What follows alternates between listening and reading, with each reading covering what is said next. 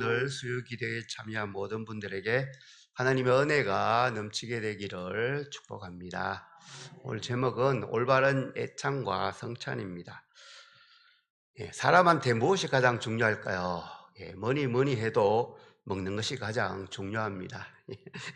먹지 않으면 살 수가 없기 때문이죠. 누구와 친해지려면 밥을 자주 먹으면 특별한 일이 없는 한 아주 친해집니다. 서양에서는 이런 걸 많이 합니다. 포트럭 파티라고 하는데요. 예, 참가자는 자신이 좋아하는 자신이 준비해서 음식을 가져옵니다. 그리고 어떤 분은 포도주도 가지고 오죠. 그래서 함께 나눕니다. 요즘은 한국에도 이렇게 많이 하죠. 옛날부터 있었습니다. 각자 도시락을 싸가지고 도시락을 나누는 일이죠.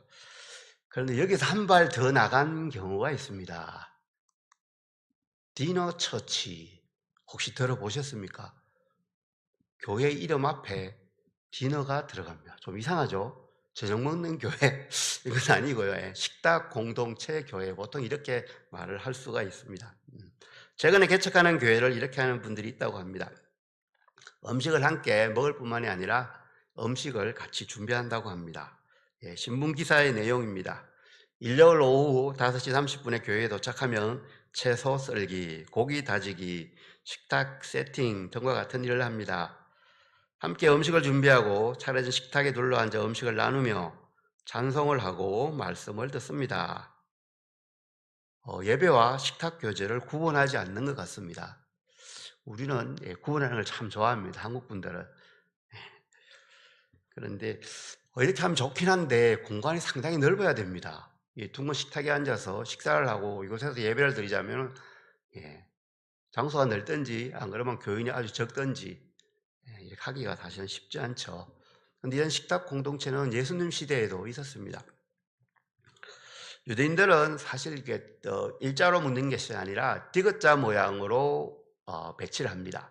디귿자 모양으로 하고 사람들은 앉는 것도 아니고 눕는 것도 아니고 비서덥이 저렇게 있습니다.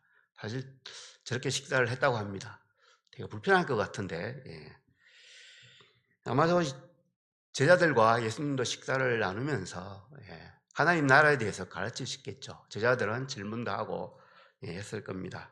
제자 공동체는 저렇게 식탁 공동체였을 겁니다. 저는 20대 후반에 퇴근 후에 전도 훈련을 받았습니다. 직장인 성경 공부 모임이었는데요. 서울에 대부분 모임이 있고 지방에도 있습니다. 그 당시에 평택은 지방 모임에 들어갔습니다. 죄송합니다. 네. 서울에 있는 직장인들은 퇴근하고 함께 모여서 식사하고 훈련받는데 큰 어려움은 없었습니다. 그런데 직장이 수원이나 화성, 평택 쪽에 있는 분들은 퇴근해서 서울까지 와야 되잖아요. 그래서 가끔은 밥하고 김치만 먹을 수밖에 없는 환경이 되기도 했습니다. 가끔은 빵을 먹었습니다. 어땠을까요? 한 번은 괜찮은데 두 번 빵을 먹으면 조금 기분이 상하겠죠, 그죠? 예. 그런데 다른 사람에게 하나님의 사랑을 전하려고 전도 훈련을 받고 있습니다. 형제 자매들이 훈련을 함께 받고 있는데 그 훈련을 받는 다른 참가자들이 뒤에 오는 늦게 오는 사람들을 그렇게 배려하지 않고 배가 고파서 많이 먹었기 때문에 뒤에 참여하는 사람들은 밥이 없는 경우 빵을 먹어야 하는 일들이 있었습니다. 오늘 본문도 이와 비슷합니다. 2000년 전 고린도에 있는 교회, 그때나 지금이나 이 밥 먹는 문제, 이 사소한 문제 같지만 어떻게 보면 가장 중요한 문제입니다. 밥 먹는 것은. 누구는 많이 먹고 누구는 적게 먹을 수밖에 없는 환경이 되면 분란이 일어나죠. 이런 문제가 있을 때 과연 성경적으로 어떻게 해결할 거냐? 이것이 바로 우리의 과제입니다. 미리 말씀드렸지만 그 전에 고린도 교회에는 파당이 있었습니다. 바울파, 아볼로파, 게바파, 그리스도파 이렇게 있죠. 이것이 큰 문제를 일으켰죠. 그리고 음란의 문제가 정말로 심했다고 하죠. 계모와 더불어 사는 사람도 있었다고 하죠. 그리고 지난주에는 여성들이 머리에 뭐를 쓰고 와야 되는데 쓰고 오지 않기 때문에 문제를 일으켰다 이런 이야기를 했었죠.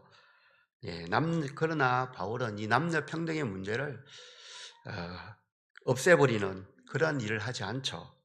그리고 다만 여성들에게 그 시대에 있는 그 시대를 살아가는 사람들의 사람들을 좀 의식해서 교회가 욕먹지 않도록 복음의 통로가 막히지 않도록 머리에 쓰고 예배를 드리자 이렇게 했다고 했습니다. 자, 오늘도 문제가 있던 거죠. 교회 와서 예배 드리는 거 얼마나 중요합니까? 그리고 특별히 또 예배 드리고 나서 성찬도 하는데 이것이 문제가 됐다는 거죠. 성찬이. 그래서 17절에 보면은 성찬의 문제로 바울은 도저히 고린도교회 교인들을 칭찬할 수 없다 이렇게 말을 합니다. 아마도 화가 나 있는 것 같습니다. 사도행전 2장 46절에 보면은 그들이 모이기를 힘쓰고 모일 때마다 떡을 떼고 교제했다 이렇게 말하죠. 초대교회의 가장 큰 특징 중에 하나가 자주 모이고 거의 매일 모이고 모일 때마다 떡을 뗐다, 성찬을 했다는 겁니다. 모일 때마다 성찬을 했다. 예. 근데 지금 우리가 아는 성찬은 조금 형식화되어 있죠, 그죠? 예. 그런데 그들이 아는 성찬은 정말로 실제적이었을 것이라고 우리가 쉽게 생각할 수가 있습니다. 그래서 지금은 1년에 한 몇 번 정도 하죠. 보통 2달에 한 번 하는 교회가 많습니다. 그런데 특별한 교회 가면은 매주 하기도 하죠. 고린도 교회에서 왜 성찬이 문제가 되었을까요? 20절, 21절에 보면 주의 만찬을 먹을 수 없으니 이는 먹을 때 각각 자기의 만찬을 먼저 갖다 먹음으로 어떤 사람은 시장하고 어떤 사람은 취함이라 이렇게 말하고 있습니다. 그때부터 그 2000년 전부터 주일날 모였습니다. 이유는 예수님이 부활한 날이기 때문입니다. 그런데 대부분의 예배는 주일 저녁에 드렸습니다. 하루 종일 일하고 예배에 참여합니다. 배가 고프겠죠. 그 상황에서 애찬을 하고 성찬을 합니다. 애찬이라고 하는 것은 공동체 식사를 뜻하죠.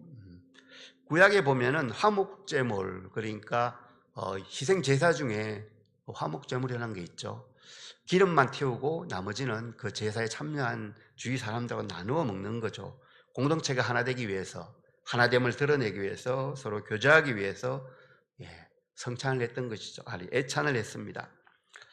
초대교회는 이렇게 애찬을 하고, 그러니까 공동체 식사를 하고, 그다음에 설교를 하고, 성찬을 하고, 이것이 예배의 형식이었습니다. 우리하고 조금은 다르죠.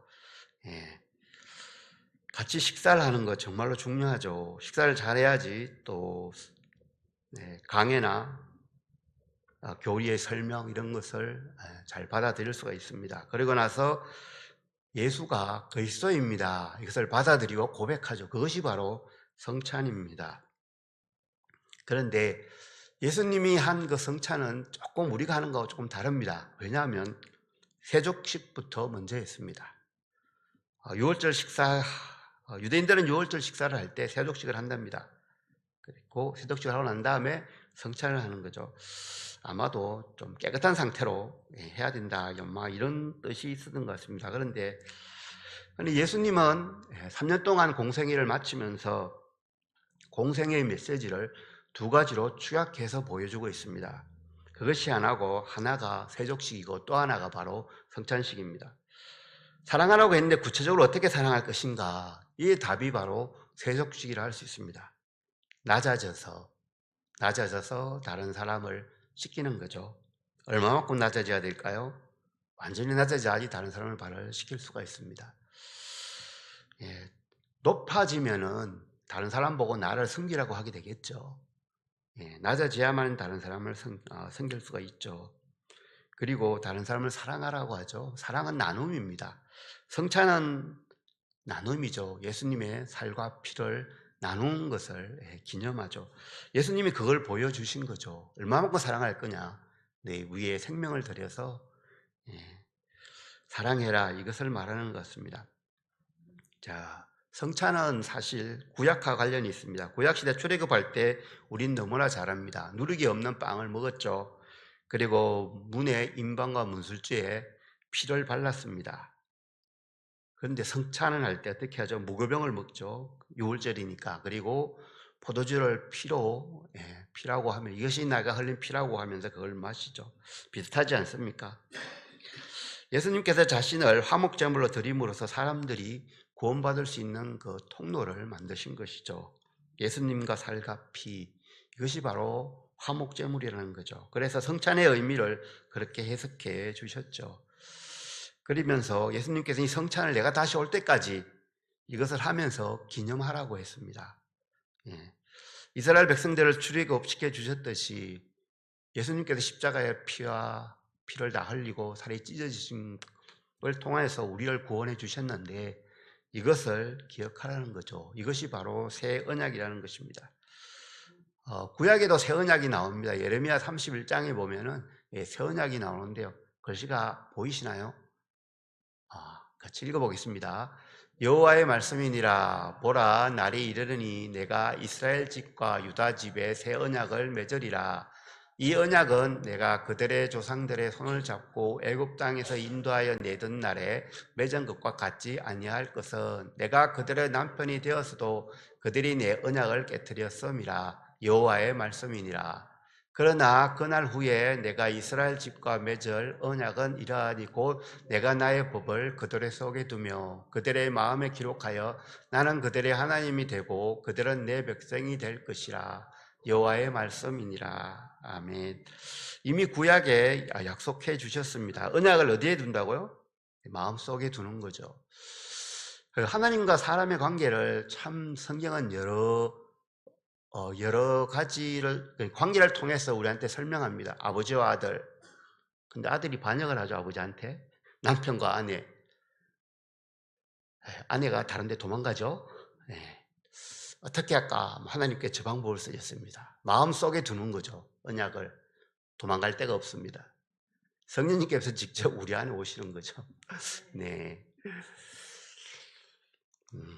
하나님께서 새로 제정할 새 언약은 사람들의 마음 가운데 기록한다고 하셨죠. 성령님께서 우리 가운데 함께 하시는 것이죠. 예수님은 자신을 중심으로 이 언약을 기억하도록 그래서 보혜사 성령님을 보내어 주셨습니다. 그래서 예수님께서는 우리에게 떡과 포도주를 통해서 생명을 주신 예수님을 기억하라고 합니다. 그 생명을 주심으로 우리는 죄사함을 받았습니다. 그리고 떡과 포도주를 먹고 마실 때마다 예수님의 다시 오심을 그리고 예수님이 십자가에서 흘리셨던 그 고난을 왜 그렇게 했는지를 덜 기억해야 될 것입니다. 애찬을 먹고 마실 때마다 참 예수님의 다시 오심을 기억했으면 얼마나 좋겠습니까마는 고린도 교회는 그러지를 못했다는 거죠. 부자들은 음식을 가지고 정해진 시간에 예배 장소에 올 수 있었지만 가난한 사람들은 쉽지 않죠. 특별히 그때는 고린도 교회 인구의 한 3분의 2 정도가 노예였다고 합니다. 그 노예들은 주인의 눈치를 볼 수밖에 없습니다. 주인이 하라고 하는 일 다 안 하고 교회에 가면 다음날 어떤 일이 일어날지 우리는 너무나 잘 압니다. 그리고 교회에 가기 때문에 요구한 일보다 훨씬 더 많이 해놓고 가야 됩니다. 그렇겠지요. 너희가 일찍 예배당에 도착하라는 일은 거의 불가능했습니다. 일찍 도착한 돈이 좀 있고 살만한 사람들이 기다리다가 자기들끼리 식사를 합니다. 충분히 먹습니다. 그리고 포도주도 마시다 보니까 너무 많이 마시게 되죠. 그래서 취했다 이렇게 말하고 했죠. 뒤에 오는 사람은 허겁지겁 자기 일을 마치고 달려왔는데 교회에서 형제다 자매다라고 말은 하는데 막상 먹을 음식이 없습니다. 가끔씩은 배신감을 느끼지 않겠습니까? 누구는 배가 부르고 충분히 부르고 누구는 배고픈 상태에서 예배를 드려야 됩니다. 그 예배가 은혜로워질 수 있을까요? 초대교회는 이처럼 종과 주인이 함께 예배드리는 경우가 참 많습니다. 지금도 비슷한 경우가 있습니다. 사장님과 종업원이 같은 교회에서 예배를 드릴 수 있습니다. 그죠? 사장님은 마음만 먹으면 교회 예배에 행사에 참여하기가 쉽습니다. 반면에 종업원은 눈치를 봐야죠. 초대교회와 같은 문제는 일어나지 않을 겁니다. 애찬을 하고 설교를 듣고 성찬을 하지 않기 때문입니다. 하지만 다른 문제가 있을 겁니다. 한국에는 많지 않지만 제가 살던 싱가포르에는 입주도우미가 정말로 많습니다. 입주도우미를 두고 남편과 아내는 다 일을 나가죠. 그래서 주로 입주도우미는 어린아이들을 돌보고 식사 준비를 합니다. 그런데 주일날 고용한 사람들과 함께 교회를 옵니다. 교회를 오면 교회에 있는 성도님들이 대할 때 입주도우미와 또 그들 고용하고 있는 사람들하고 동일하게 대할까요? 예. 있는 사람들끼리 예찬을 먹는 문제와 거의 같습니다. 교회는 늘 말합니다. 약한 자의 편을 들어야 된다고. 그런데 실제로 약한 자들이 소외감을 느끼지 않도록 우리가 좀 더 신경을 써야 할 것입니다. 고린도 교회만 이 예찬은 문제가 있었던 것이 아닙니다. 다른 지역에 있던 교회도 비슷했습니다. 그냥 사람들은 다 비슷하지 않습니까?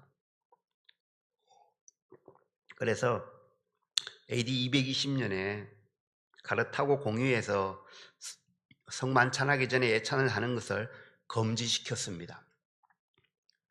그리고 성만찬을 저녁에 하는 것이 아니라 오전에 하라고 결정을 했습니다. 좀 이상하지 않습니까? 문제가 좀 심했으니까 이렇게 할 수는 있지만 너무 더 이상 예찬을 하지 말아라. 모여서 먹고 마시다가 예배 분위기 다 망치니까 각자 집에서 먹고 교회에 모여서는 그렇게 하지 말라는 거죠. 너무 많이 마셔서 술 취할 수 있으니까 포도주로 성찬 시간을 오전으로 옮겨버린 것입니다. 하나의 방법이 되긴 합니다. 그죠? 예. 우리도 이런 결론을 잘 내리잖아요. 그죠? 지난주에도 말씀드렸지만 여자들이 머리에 안 썩옵니다. 그러면 여자들은 대표기도 안 시키면 되죠. 설교도 못하게 하고. 그래도 계속 그러면 교회 못 들어오게 하거나 아마 그런 결론을 내리기가 아주 쉬울 겁니다. 하지만 바울은 그렇게 하지 않습니다. 남녀 평등을 깨지 않습니다. 다만 그 지역의 문화를 생각해서 머리에 뭐를 쓰고 오라고 하죠. 그러니까 이 이후로 교회에서 애찬은 없어졌습니다. 물론 식사를 합니다. 하지만 예배와 결부되어서 그렇게 먹지는 않죠. 지금은 주일 낮 예배 시간에 성찬식을 하죠. 그리고 특별히 우리 교회는 예배가 끝나고 함께 식사를 하기 때문에 이런 문제는 틀림없이 없을 겁니다. 하지만 교회에서 식사를 많이 하지 않는 경우에는 예배 끝나고 밖에 나가서 보통 이제 식사를 할 때 보통 그룹을 지어서 하죠. 있는 분들은 있는 분들이 까고 있는 분들끼리 모여서 식사할 때가 많다고 합니다. 동일한 문제는 드러나지 않지만 비슷한 문제가 있다는 것이죠. 하나됨을 위해서 누구와 함께 식사를 할 것인가, 그리고 어떻게 할 것인가 정말로 중요하죠. 그때나 지금이나 사람이 친해졌다는 것은 밥을 같이 먹는 거죠. 밥을 자주 먹으면 친밀하다고 할 수가 있고 식사 초대에 거절을 하면 그 관계가 조금 불편한 관계다 이렇게 말할 수 있을 것입니다. 그리스도인들의 교제 가운데 이 식사를 함께 하는 것 참 중요하죠. 먹고 마시는 것 그것이 중요하지 않은데 얼마나 맛있는 거 먹는가 이것도 중요하지 않는데 정말로 교회는 약한 사람과 함께하는 그 식사가 참 풍성했으면 좋겠습니다. 식구란 밥을 같이 먹는 사람들을 뜻합니다. 우리가 그리스도 안에서 형제 자매가 되었다는 것은 우리의 신분이나 우리의 어떤 상황이나 이런 것을 떠나서 함께 그리스도 예수 안에서 같이 식사를 하는 당시 너무나 당연한데 그 옛날엔 이것이 문제가 되었다는 거죠. 그래서 어떤 사람은 시장하고 어떤 사람은 취해버리기까지 했다는 거죠. 그래서 바울은 22절에서 이렇게 말합니다. 도대체 먹고 마실 집이 없느냐? 차라리 그렇게 먹으려면 집에서 먹고 오라. 이렇게 말하죠. 집에서 먹고 오면 되는 것을 굳이 음식을 싸들고 교회에 와서 먹음으로 인하여 다른 사람을 그렇게 힘들게 하느냐? 그렇죠. 그러한 행동이 하나님의 교회를 무시하고 공동체를 업신여기는 행동이라 이렇게 말하고 있습니다. 그래서 칭찬할 수 없다 이렇게 말하죠. 그러면서 계속해서 성찬의 의미를 한 번 더 알려줍니다. 23절, 24절에 보면 이 떡은 너희를 위하는 내 몸이다. 이것을 기념하라 하죠. 이 잔은 내 피로 세운 새 언약이다. 성찬을 행할 때마다 이것을 기념하라 이렇게 말을 합니다. 성찬식은 예수님께서 마지막에 성찬을 제정하시고 떠난 그것을 우리가 기념하는 거죠. 예수님은 성찬식 하기 전에 제자들의 발을 씻겨주셨습니다. 그렇죠? 섬김이 무엇인지 보여주셨죠. 그리고 내 몸을, 내 피를 나누는 성찬식을 하셨습니다. 나눔이 무엇인지, 사랑이 무엇인지 이런 것을 알려주신 거죠. 사랑과 나눔은 사실은 분리될 수가 없습니다. 사랑하면 나눠주게 돼 있죠. 그죠?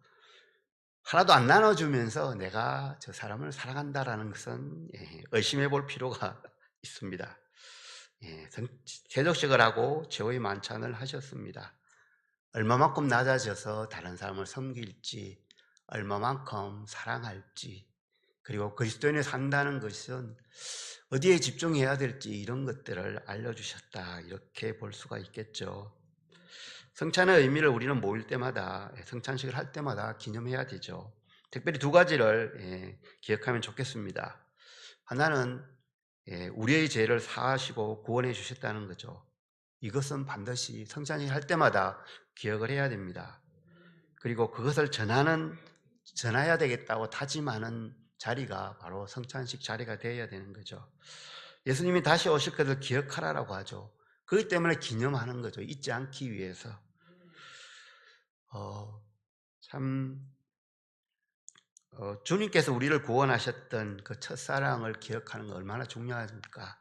그처럼 이 성찬을 할 때마다 예수님이 다른 문제가 아니라 바로 나의 죄 때문에 십자가에서 살과 피를 다 찢기시고 흘리셨다. 그리고 다시 오는 그날을 기념하라고 성찬식을 하라고 했구나. 이것을 늘 생각하면서 성찬식에 참여해야 되겠습니다. 우리는 사업상 또 일 때문에 다른 사람과 식사하는 자리가 참 많지요. 그런데 그런 식사보다 주 안에서 형제 자매로 나누는 이 교제의 장 애찬이 물론 이름은 다르게 해야 되겠지만 참 우리에게도 중요합니다. 어떤 개인의 이익을 떠나서 그리스도 안에서 서로 섬기고 교제하는 식탁 교제 정말로 중요하겠죠. 오늘날은 예찬을 하지 않기 때문에 성찬과 관련된 적용만 생각해 보겠습니다. 정말 성찬을 행하기에 합당한 교회 분위기가 되어야 되겠습니다. 어떤 교회는 들어가 보면 썰렁한 느낌을 받을 때가 있습니다. 사람들의 표정이 정말로 무표정합니다. 아무 관심이 없어 보이죠. 이렇더라도 성찬을 하겠죠, 그죠?